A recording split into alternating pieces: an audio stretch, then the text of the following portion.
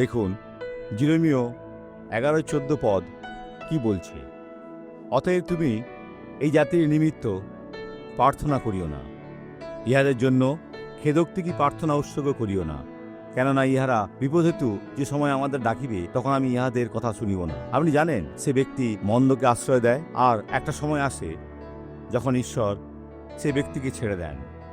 তারা আশীর্বাদকে চায় না, তারা দুষ্ট, তারা দেখে যে তারা ভুল করছে আর সেটা তাদের ঈশ্বরের থেকে আলাদা করে। তারা অনন্তকাল গন্ধকের হ্রদে কষ্ট করবে, কিন্তু তারা ফিরে আসতে চায় না।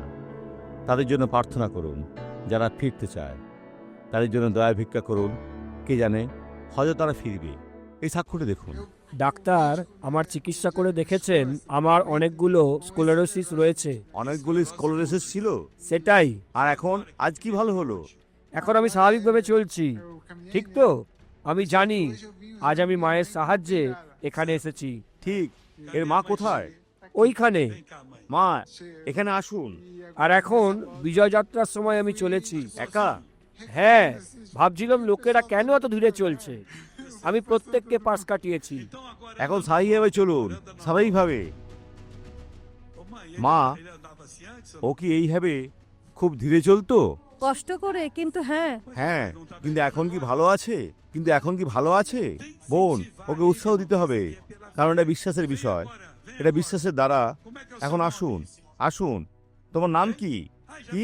বন্ধুরা দেখুন, ও দৌড়াচ্ছে। মা ওকে দেখুন, হচ্ছে। আমার নাম লুকাস।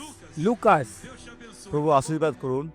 ভাই আসুন প্রার্থনা করি। পিতা, প্রার্থনা করি, ক্রন্দন করি, এই জীবনকে আশীর্বাদ করতে তোমার ক্ষমতাকে ব্যবহার করছি। এই ব্যক্তির জীবনে উপস্থিত মন্দকে ছেড়ে যাবে। মন্দ, তোমাকে ধমক দিই, বেরিয়ে যাও যিশুর নামে, আমেন।